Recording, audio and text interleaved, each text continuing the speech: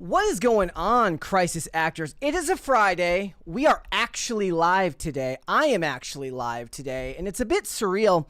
The funny thing about it is just like any other time when I would record videos, either on the weekends or before the show, sometimes when I would get started, right? Like if you just come straight from home, you do all your research, you source your articles, you get everything pulled up, you realize you haven't actually been talking to anyone all day. And then it feels like you haven't said anything a day in your life. And that's kind of what it feels like right now. But then I kind of realized like it's like that way. It's like that on the nights when I'm on IRL too, because usually by the time I would get over there, I'm just burnt out, right, from the day. And then everybody's kind of talking. A lot of times they're getting ready for the show and all that stuff. And a lot of times I'd just be buried in my phone, much to my own detriment. I'm sure some people probably weren't, maybe looked at you sideways, but I feel like a lot of people are like that these days. But that's just the truth of the matter. That's just what it was. And then, hopefully if all goes well, you snap back into it once you start talking live on air. But there are plenty of days where I feel like I've never spoken a day before in my life. Hopefully this is not one of them.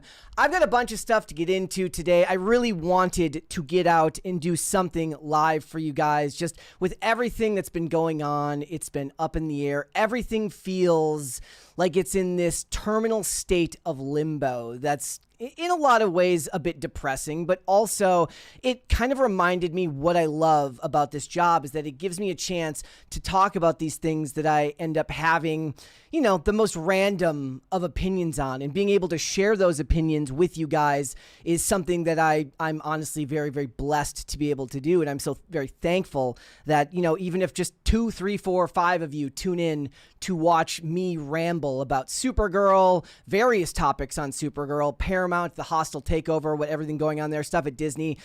It's a blessing, and it's something I am very, very fortunate to be able to do. So thank you guys so much for that. What are we talking about today? We are going to talk about Supergirl.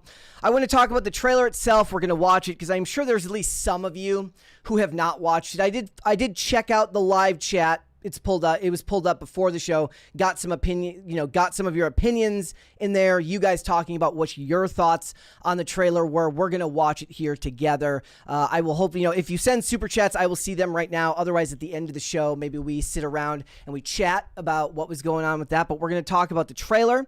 We're going to talk about the backlash that came to the trailer because of a very specific shot that happened early on in the showing. And then we're going to talk about James Gunn's comments about calling Supergirl messy. She's finally able to be messy like so many of the male superheroes. I think he's missing the mark on what people like about stuff like that. And I think he's conflating it with the idea of the Mary Sue. At least that was my interpretation of what he said. We'll get into it. Also, Paramount, in their oodles of cash, where they just back up the money truck, they are going, supposedly, according to sources, even more hostile in their attempt to bid for Warner Brothers, which is very, very interesting. I am following you guys in the chat right there. So, also, Disney AI, basically right now, if we really look at it, everybody's kind of ceding territory to AI, and Disney is no different. They are bowing down to their AI overlords. They have entered into, I believe, a 3-year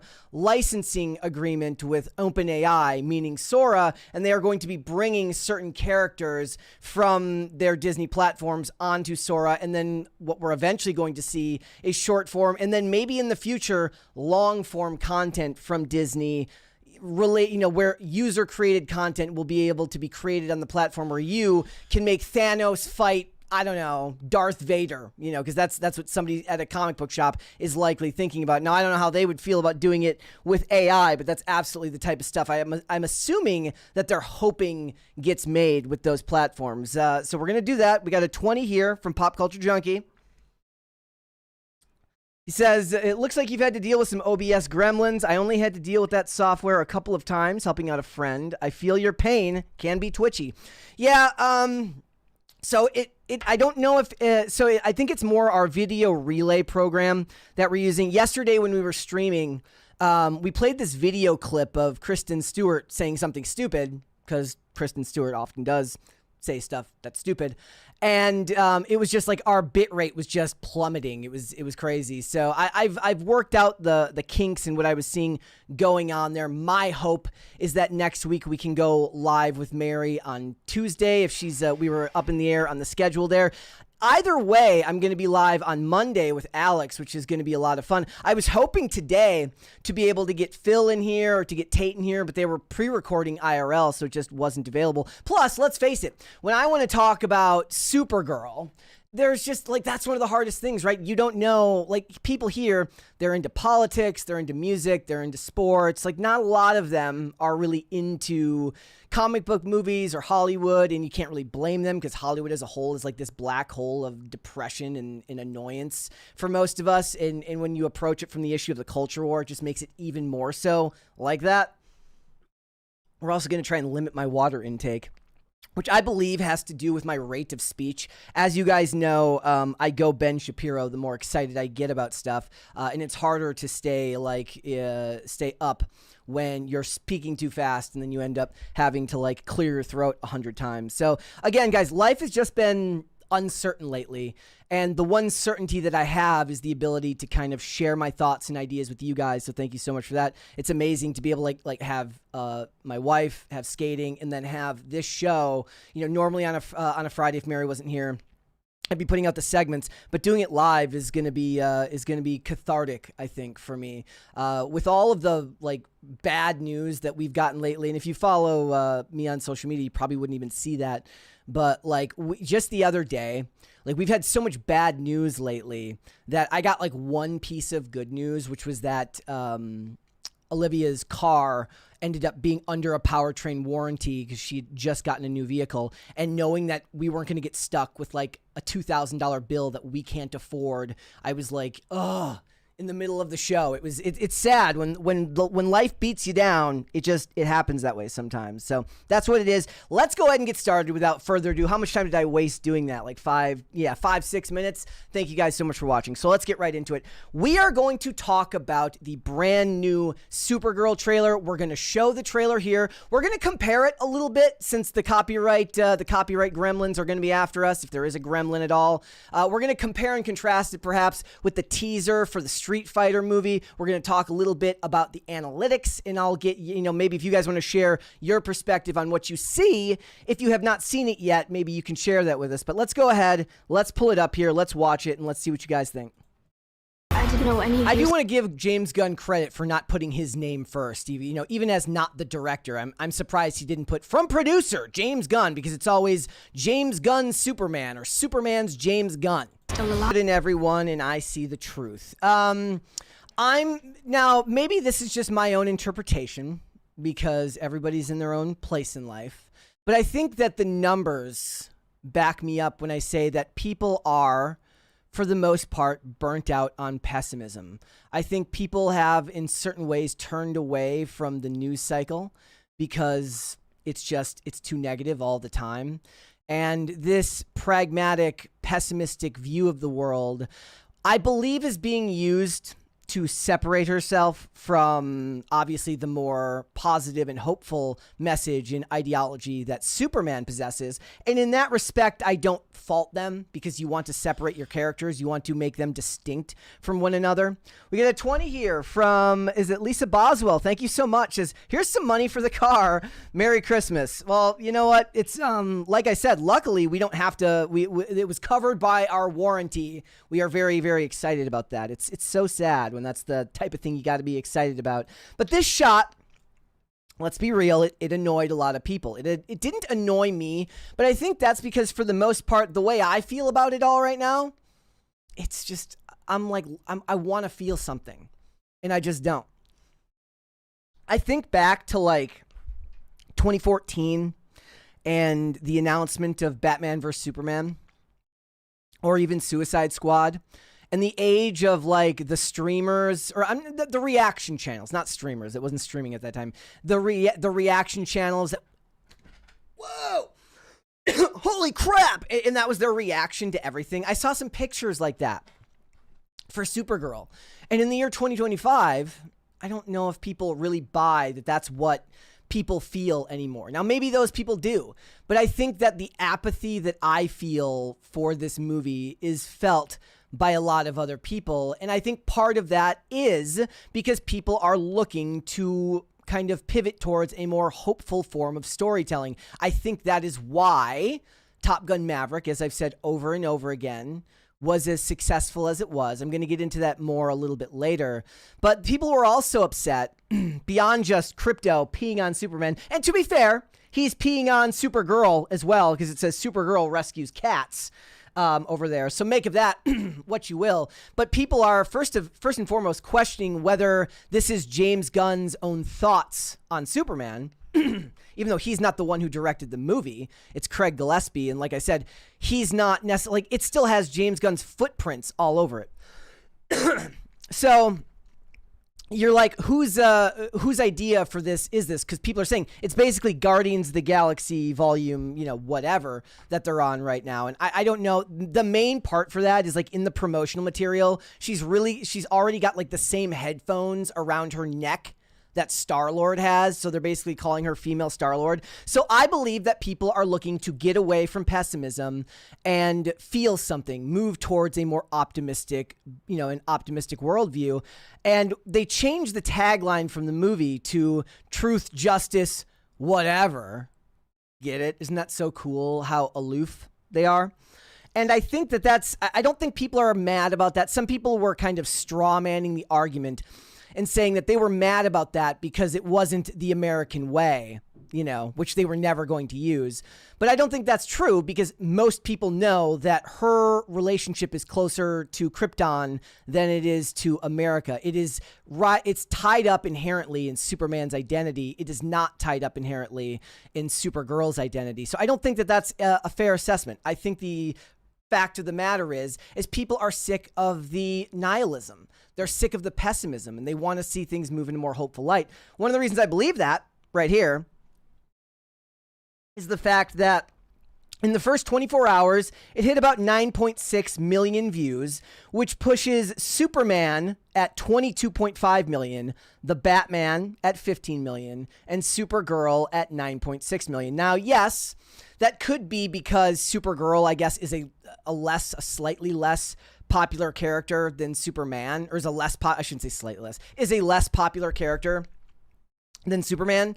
But Supergirl, the TV show, went on for years. Granted, the CW's ratings aren't exactly something that people want to brag about, because in compared to other stations, CW ratings weren't anywhere near it. It was just a different market entirely.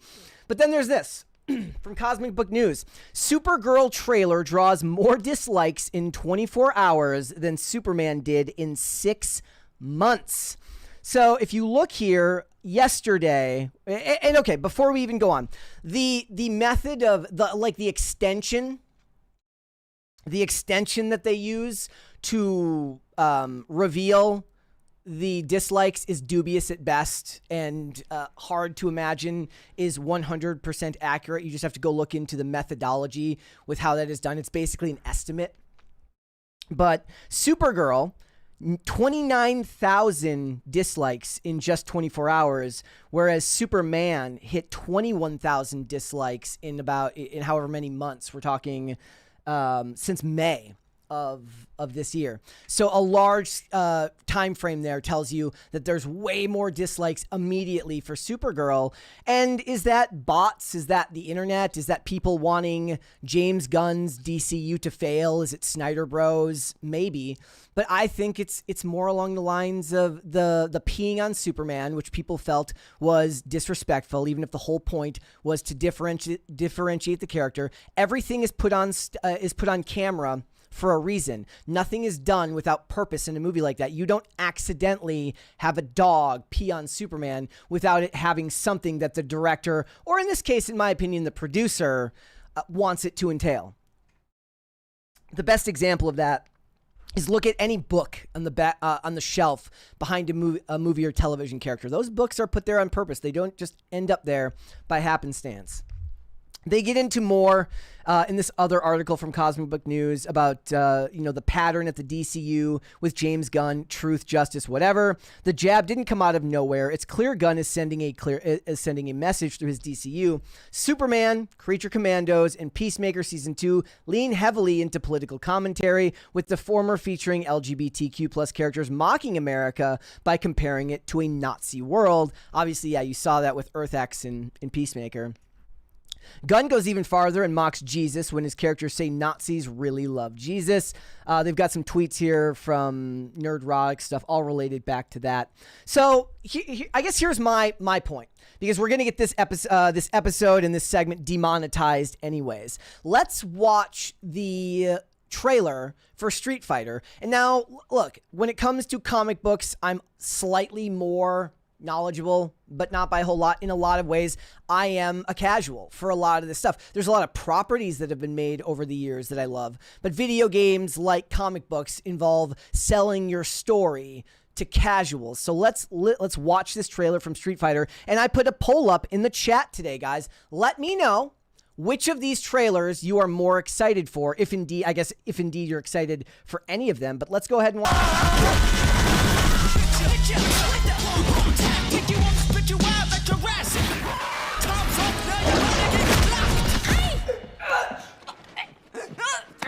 If you don't punch, I'm gonna have to hit you with the tactics. I never lose in fist fight. Shut your mouth. I'ma shut it for you. Bro, I have no idea what any Bro, it's the car you got to beat up in the game. It's the fucking car you got to beat up in the game. I have no idea what the story is for this movie. I have no idea what the plot is. I don't know what any of the characters' motivations are as a casual. I have a friend who's actually he's like a competitive Street Fighter, like he competes competitively in Street Fighter games. So he would be able to tell you the lore of all of these characters. But of these two movies, what sold me more? That one did.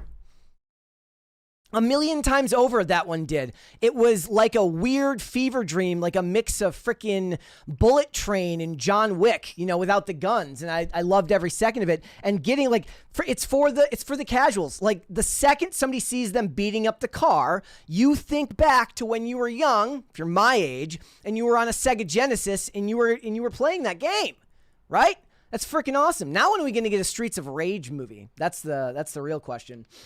There's the cast list too, and as a wrestling fan, I geek out because it's got Roman Reigns, it's got Cody Rhodes, 50 Cent is in the movie. He's probably going to punch somebody that looks like Diddy in the film. And the other crazy thing, David Desmalkin, as M. Bison, that's the dude who was, he was he Polka Dot Man in Suicide Squad? He played one of Joker's henchmen in The Dark Knight. He is one of those actors that's just in absolutely everything, and I just love to see it because I imagine he gets hired and they're like, okay, now you got to take a bunch of steroids and get in really good shape to do this movie. But like I said, that made me feel something. Supergirl just didn't make me feel anything at all, and maybe it's just because you can't go home again. You're never going to be back to what you had in 2014 when Avengers came out in 2012 and everybody starts getting excited going forward with all of these movies. People are watching those channels. Everybody's doing their reaction videos. There was just excitement, and there's not a whole lot of excitement around it anymore. Cosmic News said, people here that think that Supergirl isn't a James Gunn movie are ultra low IQ. Gunn made the call to have Gillespie, is it Gillespie? I hope it's Gillespie. I don't want to be mispronouncing the guy's name. Direct the film with Gunn's vision. It's his movie. That's why James Mangold isn't doing Swamp Thing. The Sergeant Rock movie isn't happening, and maybe other announced DC projects aren't happening. I mean, that's kind of been the case du jour at Marvel for a long time. Now, there are exceptions. You do get the Sam Raimis that have directed movies, but a lot of times they would have lesser known people direct the movie because really it's Kevin Feige and the Marvel machine that's directing that movie. So there was also this. I wanted you guys to listen to this because I was actually fairly excited that they got Ramin Djawadi to do the score. You probably know him as the guy who did he did all of the music for Game of Thrones, but as you all know, I know him because he did the score for Person of Interest. Reset the counter in the chat. But here's a sample of the score. Like I said, since we're getting demonetized today.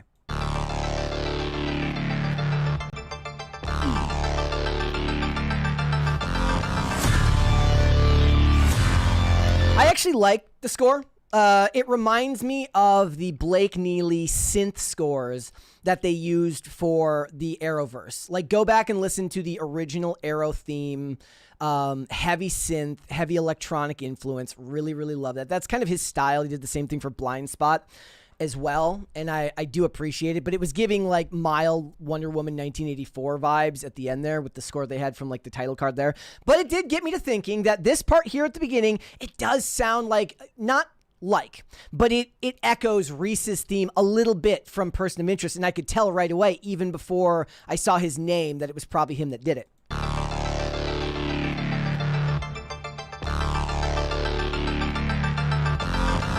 So they used the same thing in Reese's theme when he would go through action scenes. Like, the score would pick up just as he was doing something.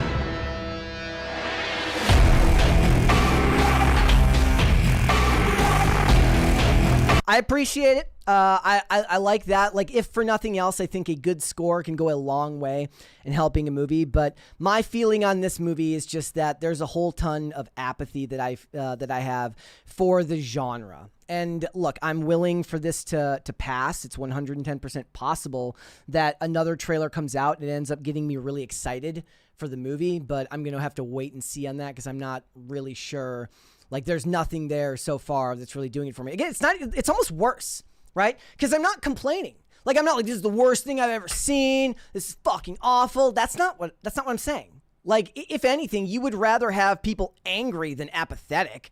At least anger could, in some way, inspire people to get a conversation going online. But everything online just seems like either mild dislike and botted likes and stuff like that. So the numbers, the amount of views in the first 24 hours don't paint the prettiest picture for this movie. I don't know what their box office projections are, but we'll have to wait and see. So let's go ahead and move on, because I do want to get into the other stuff that James Gunn has been saying in relation to this movie. So basically, people did want to talk to him about, the idea of what this character represents, what Kara represents, and the type of persona that she's going to have. And basically what he's saying is that she's going to be imperfect. She's going to be messy, like male superheroes have been allowed to be forever. So let's listen to what he has to say, because he does talk about it.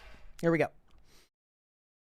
First thing that excited me was reading this book and saying, I think that's something we could adapt as a film and really have a different take on Supergirl, a character who is, so many times female superheroes are so perfect, and she's not that at all. Okay, so is he talking about the Mary Sue trope? Is he talking about the hero that needs that suddenly just started out, needs no prep, is suddenly good at everything, beats men twice their size, not as relevant? That trope is not as relevant in, say, a superhero movie where they have superpowers. Obviously, that's a very, very different thing. But that's not even what we're talking about here. We're leaning into the chaos of the character, I think, more than anything. So it feels like he's misrepresenting what imperfect means, even though he may just be talking about, look, she's not a perfect person. She's a party girl. She goes to different planets and gets drunk. It feels very 2010s, like they should have just hired fucking Kesha to play her and then DH. I think that was the joke that I made when I was talking about it. It feels reminiscent of something that would be relevant to millennial culture in the early 2000s or early 2010s. She's very imperfect, like male superheroes have been allowed to be for a while. And I was excited about doing it. So I was thinking about it, and like I said before, I'm a casual tourist. And the first thing that came to my mind was Jessica Jones. And I really, really liked that first season of Jessica Jones. And there's absolutely nothing perfect about that character. If anything, I feel like they're trying to do the same thing to her, which happened to Jessica Jones, meaning that Kara is in chaos because of her trauma, because of the destruction of Krypton. That's a very, very understandable and believable and relatable story to the average person. I still don't think it works as well with female characters because men would look at men going through something like that and perhaps it would resonate more with them. And when you just do and I know she's not a gender swap, obviously, because the character is obviously Kara is a woman. But when you give it to the female character, I just don't know if female audiences will resonate with that in a storytelling method the way that men do, especially on the scale of like your planet getting destroyed. Now, if we're talking about Jessica Jones, if we're talking about the trauma that Jessica Jones faced at the hands of Kilgrave, having your mind controlled, basically an analogous situation to that of sexual assault or bodily harm, the loss of one's physical autonomy. That's a very, very interesting story. But that was always portrayed in a serious way. The first trailer for Jessica Jones, I wish I had it pulled up because it didn't come to me till this moment. The first trailer for Jessica Jones was this Of Mice and Men song. Very, very dark, very, very, very ethereal, very, very, not scary, but it's meant to invoke a sense of seriousness in dread in the characters. And it's supposed to convey that to the audience. But if Kara is in the same situation, she is in chaos because of what happened on Krypton, and now she's taking on Lobo and all this stuff. The trailer is upbeat, and I understand that can be dichotomous, and people do that on purpose, and trailers, for the most part, a lot of times, are designed to get people excited. But you think back to what the most successful trailer was for Logan. It was the one To Hurt by Johnny Cash. It correctly conveyed the tone that movie was looking to, show to the audience. And then you get that great moment at the end as they're building this serious tone for that movie. It builds and builds and builds, and you get your first example. Now, I'm sure somebody in the chat, if there's somebody watching, I'm sure there's somebody watching. You get that moment at the end where it builds and builds and builds, and then you see Logan literally put the claw up through the dude's head, which tells you that it's going to be an R-rated movie. Tone is everything in a trailer. So do I buy for a second that her trauma is supposed to play this major role? I will give Gunn credit. He is one of the better people at mixing serious stories with humor. That doesn't mean you go for it all the time. And he's not the director of this movie. So if her trauma is the main driving force to her behavior, perhaps the trailer should have been done in a different way. And I said, who would be great? This is totally true. I remember on the phone saying, who would be great as Supergirl? That little girl from House. Are you watching House? Yeah. I heard she got the what that? She's dressed in the Justin Bieber right now. Dressing like she's wearing her dad's clothes. But I heard she got the news that she got the role from like Deadline. Like she didn't even get the call from an agent. So those were James Gunn's comments on it. So messy like male heroes. Again, I don't even know how much I buy there are the male heroes that do that. You have the Tony Starks, but that's all about character evolution and growth. He is a very, very different person as those movies go on from the drunken playboy that he is at the beginning of Iron Man. Deadpool leans into it. It's the entire theme of the movie. And in a lot of ways, those movies accomplished the same things that James Gunn's movies did, which is to be able to take a serious tone and situation. In this case, for the character of Deadpool in the first movie, is the idea that he gets cancer, right? He gets cancer, and then to get out of it, he has to basically sacrifice his life, and then the love of his life gets captured, and all of that goes on. It's an absurdist it's an absurdist world, but the tones mix fairly well. For this movie, my main issue is that they're just not leaning into what I would love to see, which is idealism. I would love to see idealism, earnestness, optimism, compassion. The reason that Wonder Woman was successful was all of those things. And I'm not talking about 1984 with the very, very questionable situation of what happened to that guy who was standing in for Steve Trevor. But in the original Wonder Woman, she's a fish out of water. She's idealistic. She has a strong moral compass. She believes in love. All of those things are beautiful. Not to be lame here, guys, But like Cher, I do believe in life after love. Oh, wait, no, that doesn't even work because I believe in love, period, right? But the point is that in this case, all of those things are what drew people to it. So the men can look at this character who is of virtue, who is of strong moral standing, who wants to help those around her, who does not denigrate the men in her life. And you see her go through no man's land. All of that stuff kind of builds up, and it's brilliantly portrayed. Granted, it was very beneficial. It is probably Gal Gadot's best performance because of the fish out of water aspect of it. She brought a warmth and a comfort to that role that I'm not, I think that Millie Alcock, the girl who plays Supergirl, she's got charisma. There's a point there where she says like, this looks bad or whatever. And I thought the smile reached her eyes. She looked like she had the confidence. She did it fine, but she's not going to embody those qualities. And that's not to say that she has to, or that this movie has to, or that that it even has to be accurate to the character. I'm saying that I believe that people want to feel uplifted. I think that people want to get away from the doomerist, nihilist storytelling that Hollywood is embracing. Look at the way they are now with the likes of stories about AI. They're so close to the subject matter, and we'll get into this a little bit more later when we're talking about Disney. But they're so close to the material because everybody's scared for their jobs.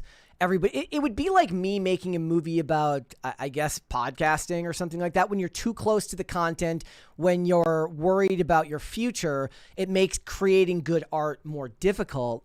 And so this movie's tone, it doesn't make any sense. And it feels like it's almost being sabotaged by the vision that James Gunn has for the overall universe, which is why I don't even necessarily like the idea anymore of comic book movies having any specific ties to one another.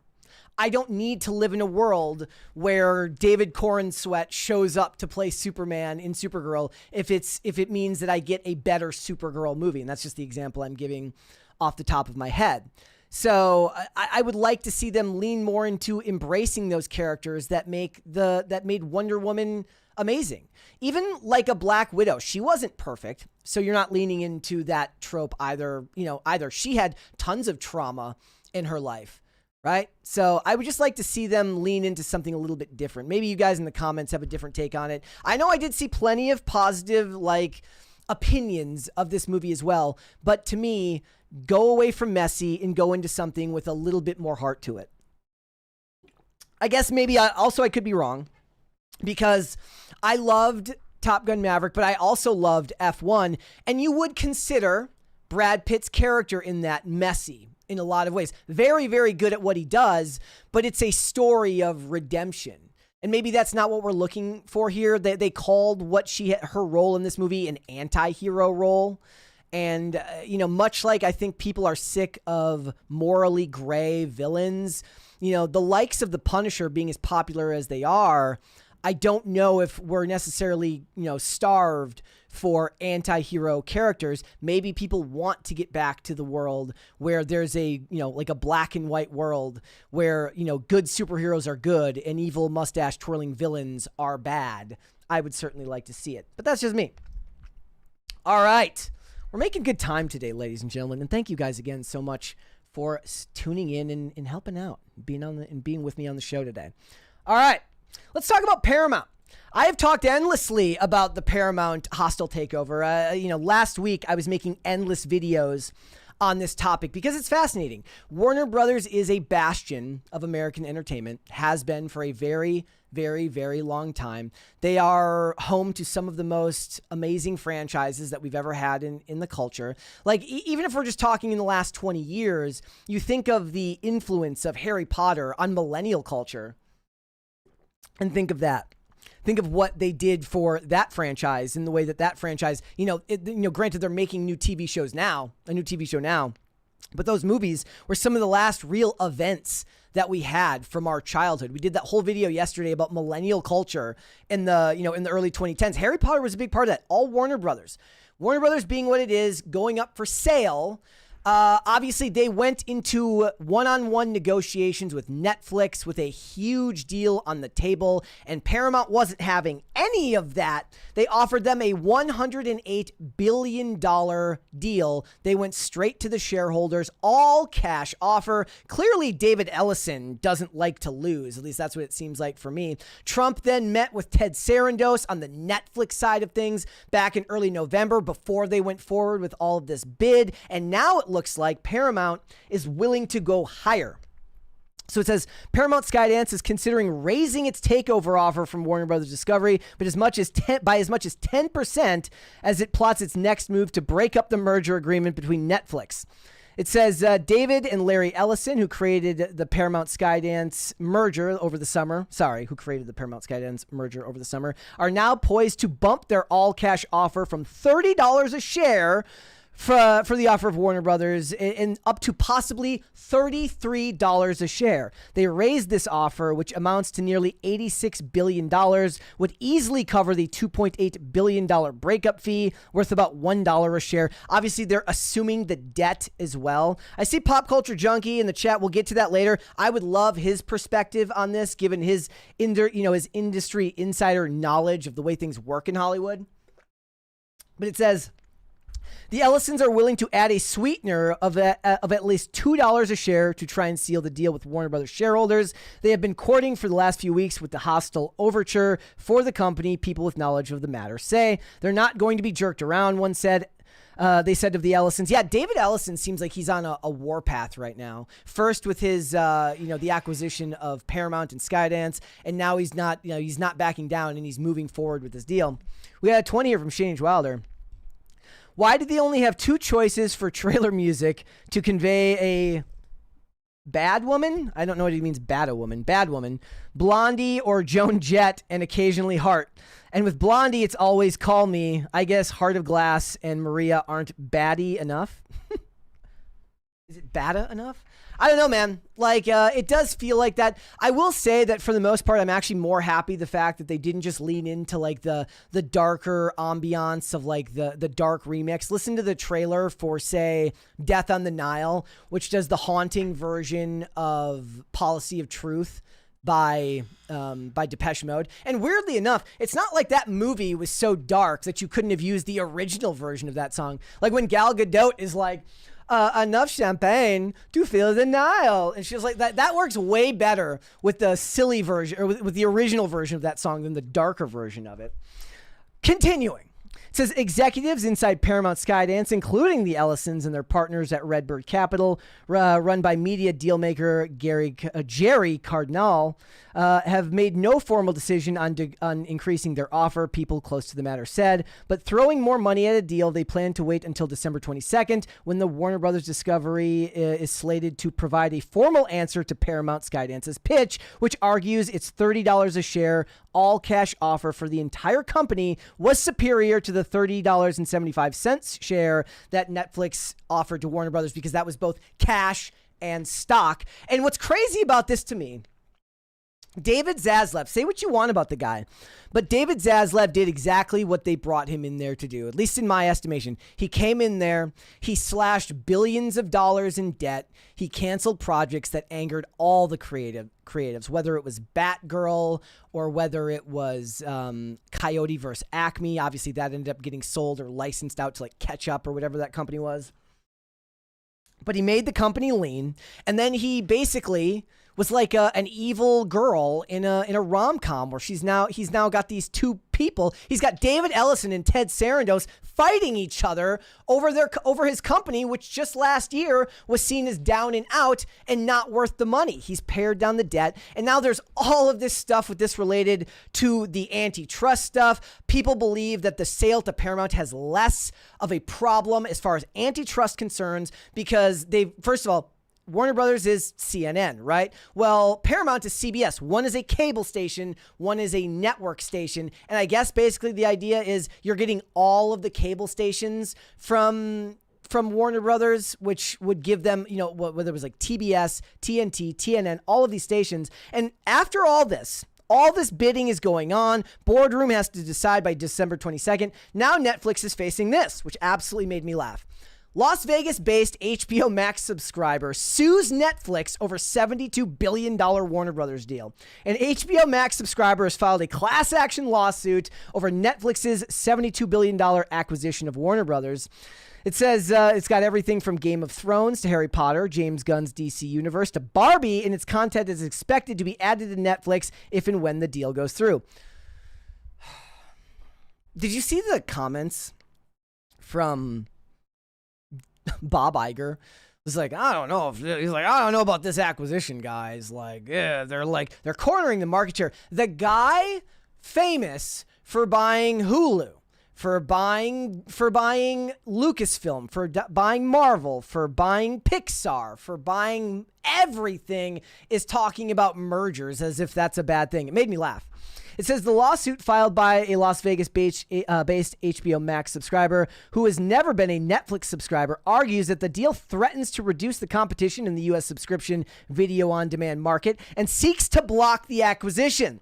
Netflix's proposal has sparked a tough response from members of Congress. Yeah, Elizabeth Warren has been on the warpath for this. And I fully expect, like I said, if the Disney AI deal goes through, we could see Pocahontas versus Pocahontas on Sora. It's expected to face significant scrutiny under antitrust laws. Paramount has launched a hostile bid worth $108.4 billion in hopes of snatching up the company. According to the LA Times, HBO Max subscriber Michelle Fendlander alleged in her suit filed in the U.S. District Court in San Jose that if Netflix's deal were to go through, it would decrease competition in the subscription market. The lawsuit asked the court to issue an injunction to prevent the merger from happening. Bro, these people have already been meeting with the president. Like, you're not getting it. And worse than that, these people is not the lawsuit lady, but now you get the celebrities who act like they're fucking stupid when they're not.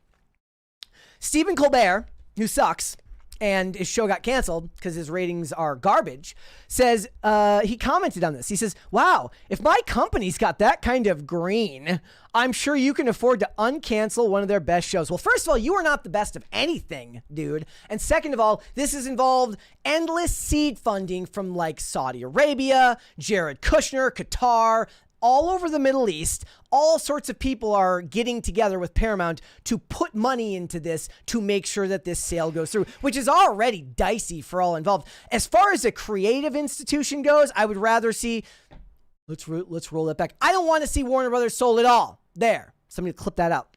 But if I had to see them between Netflix and Paramount, I want them at Paramount because I think Paramount is moving in a direction that is more consumer friendly. Now, neither side would be happy of this as far as creatives because it's bad for creatives. It cuts down jobs, it causes layoffs, and it reduces their ability to work. But for the people who want to watch good entertainment, normal people, I would rather see it go to Paramount any day of the week if it had to be. So he says, if my company's got that kind of green, I'm sure they can afford to uncancel one of their best shows. It reminded me of this thing that I commented on yesterday. This guy says, Netflix had enough cash to buy Warner Brothers, but cried poor when we shared passwords with our moms. Yes. As annoying as that is, and it is, that's how they made the money. That's how they make the money to get $72 billion to buy debt and properties from other companies. Now, the consolidation of media fucking sucks. It does. It really, really, really does. But everybody's getting in on this discussion. We got 20 here from Pop Culture Junkie. Sorry, man. Says... my one remaining Paramount source, the rest have been fired, tell me that the Ellisons were pissed at Zaz's non-response to their initial offer. Skydance snarky website outlining their offer shows how pissed they are. Yeah. Basically, there's a reason I labeled the video jilted Paramount CEO, because like he's texting David Zaslav. They're trying to get this business going. They're trying to get this deal going. And David left him on red. David and David. We could have a sitcom about these two guys. David and Zaslav is like, nah, bro, I'm going Netflix. And he left him on red. Now, maybe it was perfect. Maybe it was perfect timing. Maybe it was on purpose. Maybe he did this because what he's looking to do is to get these companies fighting over him, which would make perfect sense. There is more, though. Polymarket is talking about it. It says the betting odds on Polymarket have given Paramount a boost after its announcement of the $108 billion hostile takeover bid to buy Warner Brothers out from under Netflix. It says Paramount stepped up to battle, and then we go down here to the odds. On Polymarket, there is now a 42% chance, and granted, this is a couple of days old, but I just thought it was interesting because nowadays people bet on anything these days. On Polymarket, there is a 42% chance that Paramount will close the Warner Brothers acquisition. Netflix is at 38%, and none, as in no deal, is at 19%. And then you've got Trump, who's in the mix on all of this stuff as well. And to my own annoyance, in a lot of ways, I think he's inserting himself somewhere that he doesn't need to be, if you ask me. He says, because basically he's mad at Paramount because they did an interview with Marjorie Taylor Greene and it wasn't to his liking. He called her Marjorie Trader Brown. And he says now the leadership at Paramount is no better than the old leadership at Paramount, and he wants it. He's mad with them. He met with Ted Sarandos, and he's like, I like the guy. He's doing great things, but this deal is going to require some type of regulatory approval. I don't know if they might go past the threshold when it comes to antitrust laws, because the number 1 streaming service and the number 3 streaming service coming up under the same roof just doesn't necessarily work, right? You're going to get government intervention. But this is what he said, because really what he cares about is CNN. I will never understand it. I will never understand how much he cares. If I'm talking to you, then I'm standing on business. I can't hear him. I can't hear him. I'm switching to Mary. There's nobody there. Nobody there, guys. Thank you. Anyways, like I said, he's fighting with CNN, and he's fighting with the late night show hosts. He's always fighting with freaking Kimmel, or he's fighting with Colbert. It's like these people have been irrelevant for years. Kimmel is on not a generational run, but his ratings have spiked recently because Trump gets into beefs with them, and they get their rub off of his clout. Why are you doing that? You're just making things harder on yourself. He says, I think that any deal should be guaranteed and certain that CNN is part of it or sold separately. I don't think the people that are running the company, right now and running CNN. What? He says, I don't think that the people that are running that company right now and CNN, which is a very dishonest group of people, I don't think that should be allowed to continue. I think CNN should be sold along with everything else. Again, I hate him getting involved in this because it's like, look, you're not beating those allegations that you're meddling in private business. I don't like it. You want to file another lawsuit because they do something stupid, go ahead and do it. But what you're talking about here isn't helping. And then we have Bob Iger's comment, which is the funniest out of all of them. I mentioned it earlier. It says, I think that if I were a regulator looking at this combination, and he's for instance, guys, he's talking about Netflix and Warner Brothers right now. Bob Iger, the guy who bought everything so that Disney could have all of these other brands, didn't build, acquired, meaning that he bought literally, Star Wars, he bought Marvel, he bought Hulu, he bought Pixar, he bought 21st Century Fox, right? That was the last one. That was the big one from the Murdochs. Says, it's like my mind went blank there for a second. I apologize. Says, I think that if I were a regulator looking at this combination, I'd look at a few things. First of all, I would look at what the impact is on the consumer. Yes, is that what you were thinking about when you bought 21st Century Fox? Because I liked the X-Men movies. I liked the stuff that they were making over there. Okay? Like now, when you want to get those characters, it's in the vein of, quasi Marvel slop. And the best, and even then it's still better than the other stuff you're doing. Deadpool and Wolverine being what it was, still better than pretty much anything Marvel is putting out. And it wasn't because it was such a great movie. It's because the 21st Century Fox characters are just better. Because Deadpool is better. Because Wolverine is better. He continues.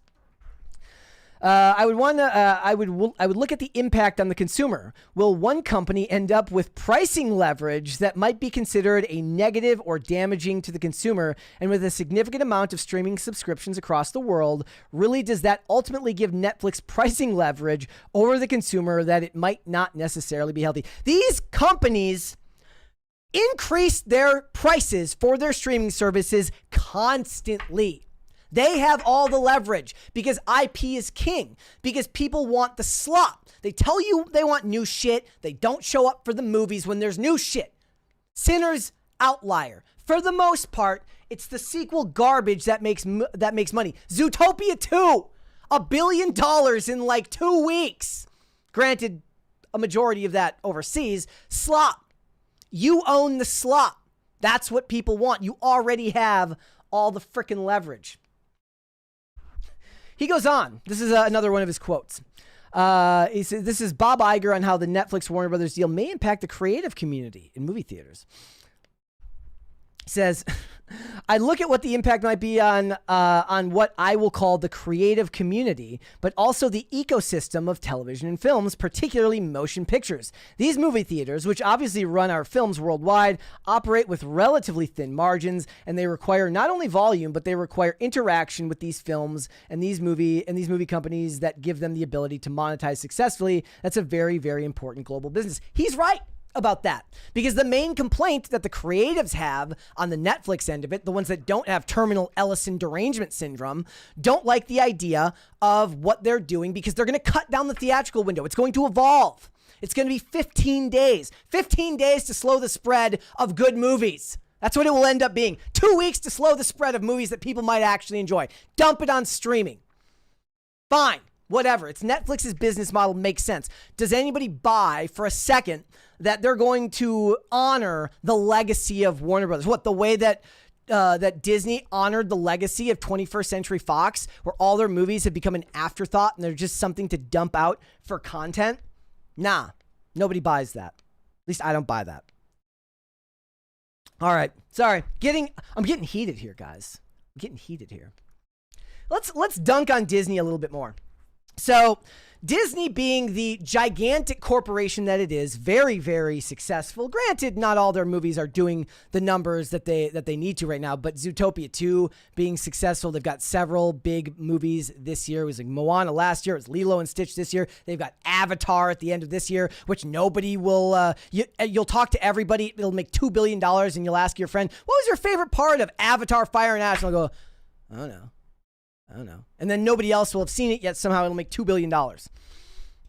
Disney is fighting off the oncoming tide, which is artificial intelligence. And they have done so by entering into a deal with Sora, a 3-year licensing deal. Let me pull this up here for you guys. A 3-year licensing deal so that they can have user-made videos on social media. So you're going to get your Star Wars characters, your Marvel characters, your Pixar characters. I imagine eventually we're going to have Black Panther in a one-on-one match with Woody from Toy Story, and they're going to be in a WWE ring. It's like all those unhinged Sora videos of like Helen Keller fighting Harriet Tubman in a WWE ring in a ladder match. I love that video, actually.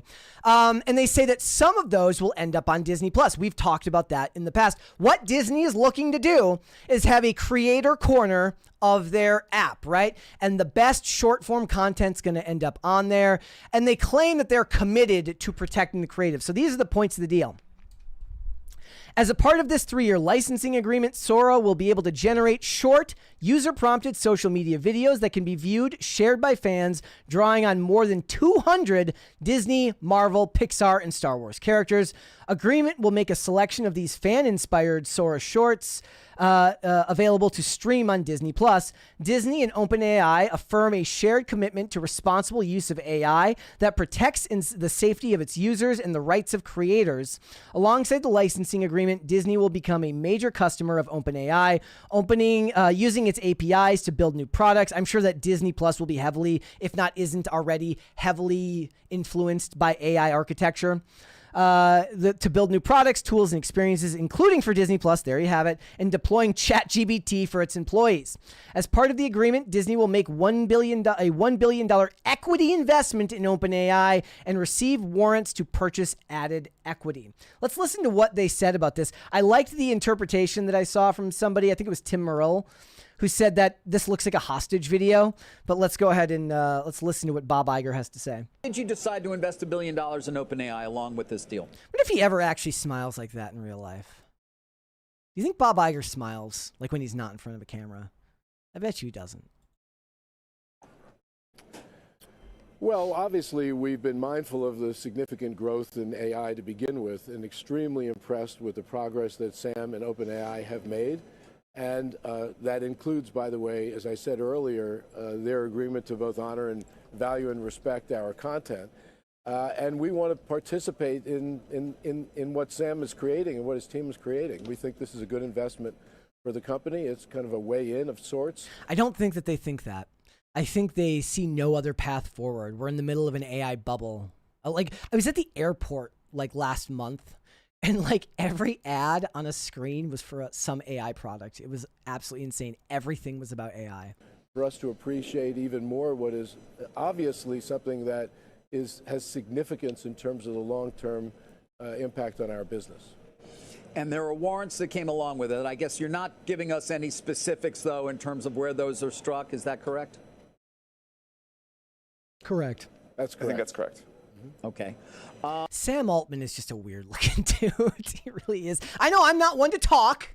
I'm not exactly Mr. Handsome, but Sam Altman is just a weird looking dude. Bob, at the same time you announced this deal, I reported on a cease and desist letter that was sent to Google. I would imagine there's not a coincidence in terms of the timing. I'm curious as to what your conversations have been like with other platforms, including Google, and why you chose to make that move today. Well, we've been aggressive at protecting our IP, and we've gone after other companies that have not honored our IP, not respected our IP. Remember when Disney, somebody can pull the story up. Maybe I'm misremembering some of the details. Disney went after the father of a boy who died because they put Spider-Man on his gravestone. And if I remember correctly, the argument they made was that putting Spider-Man on a gravestone for a child will ruin the magic of the character for everyone else. I don't think any rational person actually believes that. I don't think that you love Spider-Man and you see something like that and suddenly you hate Spider-Man. But if you want to know what it takes to be a corporate executive, that's unfortunately what it takes. It takes the ability to tell a grieving father he can't do this because it hurts their copyright laws. This is what it said.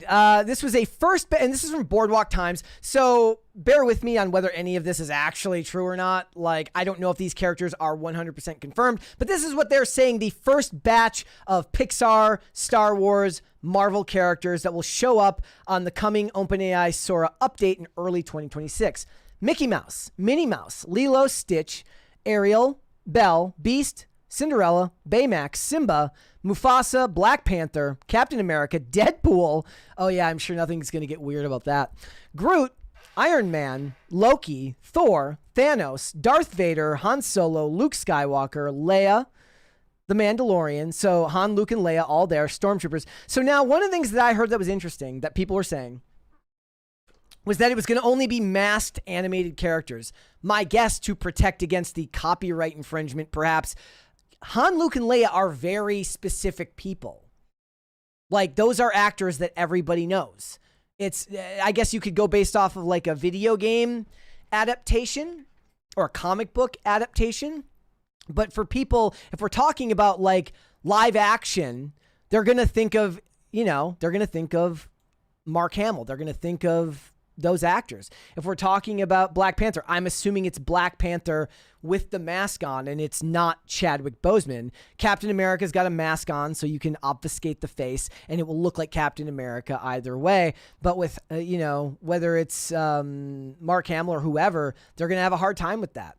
And who's the other one? I saw like Thanos. Okay, so Thanos, it's a little bit different, not the same thing. Thor, right? Thor and Loki, Tom Hiddleston, Chris Hemsworth, very, very specific people. What are the the rights concerns for those actors if people start putting out videos of like, I don't know, they grab a video, right? And Thor goes and he goes into a wrestling match and he goes one-on-one with Belle from Beauty and the Beast. And they've got Chris Hemsworth beating up Belle, right? Is that something he wants happening, or something made with his face on it in any type of legitimate, like, copyrighted company fashion? I can't imagine that he does. Like, to me, Darth Vader makes perfect sense. People are going to do their own combinations. We're going to get Iron Man versus Luke Skywalker, or Cinderella talking, doing something with Princess Leia and stuff like that. It's all slop in the end, and that's the sad fact about it. What was the other thing here? I wanted to mention the lawsuit here. I had it here. Did I lose it? I thought I had it. I had the lawsuit that they were going into against Google. But basically, Google was using their information to train their AI, was using a whole bunch of copyrighted Disney characters to train their AI. And I think that Bob Iger is running the timeout. He's running the clock out because his career at Disney is coming to a close. Obviously, he'll stay on in some fashion, but his time as CEO is coming to a close, and it feels like everybody's handing everything off to end up with AI slop, corporate equity, bullshit like this. Like the concept of like user created content on Disney Plus might be interested when it's long form. Right? When they're making a 10-minute short or a 5-minute short. But if we're talking 1-minute clips, I'm not scrolling Disney Plus like I do Reels or like I do YouTube shorts. If they make those 5-minute videos, obviously, is that going to cost more? Right? Because it's like you have to pay more if you want longer form content from Sora. So I don't know all of it. It just feels like day in and day out, these businesses are just being swallowed up by larger and larger companies. And I know that's not what's going on here. It's a 3-year licensing agreement, but it feels like a last gasp as Disney realizes that their IP, which they have protected so heavily for so long, they better have the ultimate set of safeguards there, but it's going to water down the product in a way that I don't think they actually, if it's what they want, I don't know what the game plan is going forward. Like, do you just have to shift from a model that's gone completely to quantity and away from quality? If so, that's awful and that sucks. But that's what it is. I'm not anti-AI. I'm not in the sense that like I'm anti-AI in the sense that I hate to see what it's doing to so many jobs. But I'm also a pragmatic person. That's the way that the world is going right now. These companies, these AI companies are paying unbelievable sums of money for people. And it feels like a bubble to me, but I'm not, I'm no expert. What do I know? But it feels like a bubble, and Disney shouldn't be, none of these companies should be operating under the assumption of some market bubble that they're trying to take advantage of. You should wait it out with your characters like Mickey Mouse, Minnie Mouse, Iron Man, the Avengers, like Luke Skywalker, Princess Leia, Han Solo. Those are characters that now span the test of time, multiple generations. You've already done enough damage to them, with the sequel trilogy, with the apathy that set in over Star Wars. The point should be to pull back and develop a storytelling method and develop a world around these characters that is once again inspiring and once again inviting to people that people just don't seem to feel anymore. Maybe I'm in my own bubble. Maybe that's just me because like when I watch this stuff now, the stuff that used to excite me doesn't excite me the way that it used to. It's the slop of Street Fighter where I'm like, that looks cool. That looks fun. Like that. I'm excited for The Rip. It's a movie coming out. It's like a crime thriller from Ben Affleck and Matt Damon on Netflix. That one looked good to me. Everything else today, the corporate slop, I go see it. I end up having a good time there, but it's not me you're trying to impress. I'm the one that's easily impressed. You guys are trying to impress far more sticklers than I am. And it feels like going into business with OpenAI is just your last gasp at trying to remain relevant. That's just me. All right. Let's go through these super chats here, guys. Again, I want to thank all of you so much. I just put it in the chat a couple minutes ago. I said gratitude to all of you. I love doing this. Even as my voice feels like it's going to go, which I do apologize for. I do love being able to sit here and just rant and vent and talk about the crap that I get interested in. One good thing I can tell you, right? Ask my wife. My wife, I never bitch about this stuff to her. I keep it at work. I'm not at home. You know, the meme of the guy where he's got his arm around the girl at the baseball game. I'm not over here being like, and that's why Disney's screwing up, and they're going to make Han, Luke, and Leia go in a 3-way wrestling match, and it's going to be awesome, but everybody's going to fucking hate it because it's slop. I don't do that. I keep it at work. So thank you guys so much for being the ones who listen to me whine. I guess it makes you like my therapists in a way. Maybe therapy is good. But I guess your job isn't to reaffirm me then. I'm asking you to affirm me. Therapist's job isn't to reaffirm their client. Shane H. Wilder said, we got just a couple here, guys. Some money for the coffers. It sucks they had to make Supergirl so Gen Z coded. That trailer is giving Captain Marvel, I'm a bad bee vibes. I mean, yeah. Like I said, I think there was something great about the earnestness and the compassion and the kindness of Wonder Woman, of her like her worldview in that first movie. And Gal Gadot was able to radiate that with her performance. Like I said, her benefit for her is literally like, and it doesn't work when she's playing other roles, is she can disarm an audience with a mere smile. Because she's got, much like Jennifer Love Hewitt had back in the day, she's got this great look. The smile reaches her eyes and it disarms the audience. It disarms the characters in the movie. If the director's doing his job right, does. And she did that in Wonder Woman after playing something different in Batman vs. Superman. The character you got in Batman vs. Superman was much more mysterious in a lot of ways. I would rather see an air of mystery. Like I said, I watched that trailer. I'm like, I'm surprised it's not TikTok by Kesha in the background. That's what it felt like. Brush my teeth with a bottle of Jack. Blech. Slop. Chief Corey Anderson. Brett, I would say time to move to Nashville, but I don't think Olivia would allow you to move away from Vincent, Bucket, and Dusty. Well, I would not. I mean, not just Vincent, Bucket, and Dusty. Oh, yeah. Okay. Because Chloe, Mocha, and Toast, our cats, would come along. Yes, there's also a fourth cat named Tyrone. Kid you not. Gigantic black cat named Tyrone that also comes up to our house and eats the food. I have no idea where he lives, but him and Bucket are at odds. They will sometimes be up there at the same time fighting over the food bowl. So we have two of them out there now. And I don't want to go. I love those guys. All right, Rural Conservative 6625 says, when will the show be back to its new normal format? So, okay, my hope, Monday we'll be live anyways. Me and Alex are going to do the show. It's going to be fun. I'm going to see if I can find some topics specifically for her that she might want to bounce some ideas off of, stuff to talk about. We're still up in the air on Tuesday. Originally, it was supposed to be Colonel Kurtz on Tuesday. I still have to talk to her, but depending on Mary's schedule, we may be full week this week, which would be great. The episode we did yesterday, I believe I identified all the tech issues, and maybe it's just one of those things. Maybe I just say, fuck it. Like, have the tech issues. If something happens, just like whatever. Like the whole point to avoid it is like, I don't want the show to go back live just because that's the inclination, right? This show is successful because of your guys' support. The views, the super chats, all of that is the reason why we're allowed to keep doing this job. And my instinct is to rush it, right? Because we're missing out on super chats.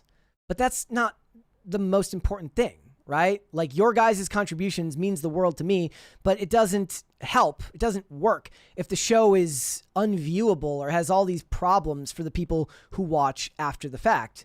I'm just so I am so fortunate. We are so fortunate that we get so much in the way of engagement from you guys because you're always in the live chat, you're watching. And again, that's why I think doing a show like today, even though it's harder because it feels like my voice is going to go constantly, and I probably sound insane to the people upstairs because I'm just talking to myself. Like, you do it because I get to interact with you guys. And it's when you guys reach out, it's awesome. So thank you. So my hope is early next week. All right. Nick says, gotta run, but we'll catch you on the replay. Thanks, Bart. Maybe I'll change my name to Bart. Change my name to Bart. Anything but Brent, as you guys know. Pop Culture Junkie. I love messy characters that have a clearly defined redemption arc who still may end up a little messy, but still redeemed. Yeah, I mean, isn't that what people love about Tony Stark? That he starts out drunk, mess, genius, but a drunken mess.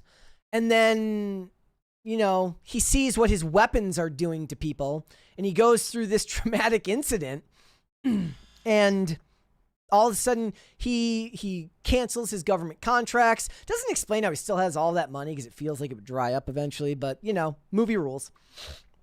And then he goes on this redemption arc. He wants to save the world. He goes into that further when you get into Captain America Civil War, where after the incident in Sokovia, he really, and then he has that meeting with the mom whose son died while they were fighting, and he calls into question whether he's doing good. You could argue that that's better than the blind path forward that Captain America fought for. You know, I see somebody doing something bad. I can't just sit it out. I have to act. That's honorable.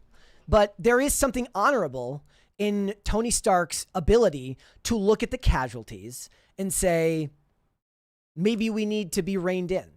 Maybe we need to be put in check, which is why that movie worked so well, because there is a reasonable perspective from both people. And the perspective that Tony Stark has is built off all of the character development that came before him. You know, that came in the prior movies. Would they even do something like that? You can't even do a Tony Stark, an Iron Man 1 anymore, because I don't know if they'd want to do a story where a character gets trapped in the Middle East by terrorists. That's neoliberal entertainment from the early 2000s. It's right up my alley. Like, John Bolton was the producer of all of those films. Greg Dubier says WWE Raw is on Netflix and AEW is on HBO Max. Netflix would have the rights to both wrestling promotions right there as a monopoly. Cancel the transaction. Well, that or Netflix will just like cancel their deal with like Netflix. If Netflix has like $72 billion, I know the Khan family is like they own like the Jaguars, right? Right? His dad, Tony Khan's dad. I forget. But they got money. They got a lot of money. But Netflix got a lot of money too. Maybe they just end up waiting it out and they cancel that contract. What year is that? What year is the contract with HBO Max good for HBO? Like for AEW? Could Netflix just be like, we'll buy out so you have to cancel them? I don't know. Be interesting. I love anything wrestling that you guys say, because that's like those are like the podcasts that I listen to. Like I listened today to what was it? What was James Romero talking about today, or Stevie Richards? Anything wrestling industry. Oh, they were talking the other day about the ticket sales for the Royal Rumble in Saudi Arabia. Just like the ticket queue was absolutely enormous. All right. Pop Culture Junkie says, my retired friends at Fox still laugh at how much Iger overpaid for the company's assets. The word was that Rupert was laughing for at least a week. Well, if it makes Rupert Murdoch laugh, the lefties hate it. Remember that video? Like after the Rust shooting, where like Alec Baldwin went on this, he's rambling like me, right? And he starts rambling. And he starts talking about the New York Post. He's like, I hate the Murdochs except for their sports section. He spends like a minute talking about how he likes the New York Post sports section. Scary world to be in anywhere close to Alec Baldwin. Pop Culture Junkie says, I think the Disney OpenAI deal will run into the law of unintended consequences. Will either be horrendous or terribly entertaining or both. I mean, does it just open the floodgates in some way? It opens the floodgates, but Disney is so protective over their intellectual property. I don't know. The crazy thing is is that I wonder if there will be some type of, follow me on this. Maybe I'm wrong. So user created content, right? Depending on when it reaches critical mass, user created content gets made and they make Han versus Luke, or they make Tony Stark versus Doctor Doom and it's Tony Stark is both of them or something. I'm just naming characters. I'm trying to not cross genre because it seems less likely. But if they make, they had Loki in there and they had Thor in there. What if somebody makes like a great story of Thor and Loki in Sora? Does Disney then just be like, yoink, take it? Because one of those things, people always talk all the time. People on X or on social media will want to pitch their projects to creatives. And they're like, you can't do that. Lawsuit concerns. You do not pitch to me. If you do, it goes in the garbage. We're not looking at it. We can't look at it. We can't risk it. If people make great content with Sora, at least in terms of idea, does Disney just say, well, you signed up and in the user agreement, it says anything you create, we can turn into a larger scale project. And then it just becomes a new form of content farm for them. I feel like that would happen. Olivia Dasovic on YouTube says, you're valid, Brett. Thank you so much. You are so beautiful and your words mean everything to me. You guys should go subscribe to Olivia's new YouTube channel. She's been streaming with Colonel Kurt. She's been having a lot of fun. She's doing great work. You should go subscribe to her YouTube channel now. It's great stuff. Love you. Shane H. Wilder says, we appreciate you both, even with all the changes. Thank you, brother. Thank you. Yeah. Getting closer to Christmas. Look, this went pretty well, other than my voice, which feels like it's going to go. Like, this went pretty well. I'm hoping to do a couple more of these in the next couple of weeks, solo individual ones. We'll see where things go. But if anybody watched, I do appreciate it. We'll see. Songs of Pete Donovan says, all I want for Christmas is a Dairy Girls movie. I never saw it, but I do know that I know this is a non sequitur, but I've heard very good things about Welcome to Derry. People are enjoying that show. All right, one last one before we call it quits here, guys. This one went even longer. Yeah, this one went even longer than the one I did on Sunday, I believe. So thank you guys so much. All right. Can you give a backstory on how you got this job? Also, if you weren't here, where would you likely be? Or where would you like to be? That's a very interesting story, actually. Actually, I don't know. Maybe that's just self-effacing to say that it's not. But basically, in 2019, in the winter of 2019, I started... I had not been skating regularly for a long period of time. I would skate, but not nearly as often. It's hard to impress upon you guys how much of a part of skating, how much a part of my life it was growing up. It was literally everything. You didn't have a job to pay bills. You had a job so that you could work as little as possible and then skate the rest of the time. Made videos that were sold at shops around the world. Skated for companies, had a pro wheel. It was my entire life for many, many years. But when I hit my rough patch, after rehab, I got out of the hobby for a while. Not in the sense that I didn't skate at all, but I wasn't doing it every day. I wasn't doing it 5 days a week like I normally did, or 7 days a week like I normally did. And then in 2019, after a couple of years of just doing it once in a while, every once a month, twice a month, I was like, look, I need to, my life needs something right now. This was after my mom had died, after my mom passed. And I was working, barely getting by. There was a void in my life. I started skating every day. This is the long way around. From there, COVID hit. And I was not just skating every day. I was skating sometimes twice a day because you could literally go anywhere and do it. I could skate any rail, any ledge, any building that I wanted to because nobody wanted to be outside. Nobody wanted to be close to anybody. and I was having the time of my life. Those that time period, I was posting 1, sometimes 2 full 1-minute skating edits, multiple tricks, 5 to 10 tricks in each edit, once or twice a day, every day, with voiceover content, basically talking about my day, what was going on, what was the challenge of this particular trick or this particular spot. It was cathartic, and Tim reached out to me because he was, doing so at that time because he was building the company, and he's like, "You want to come out and skate?" He made the comment that him being as controversial as he is, reaching out unprompted will sometimes get you a bad response, I'm sure. But I have, and I think still to this day, it says individualism over collectivism in my Instagram bio. I still believe that to be the case. I think he saw that as a good indication of like what my beliefs might be. And I had sent him, I think I tweeted him back in 2018 when I found like a beanie that said,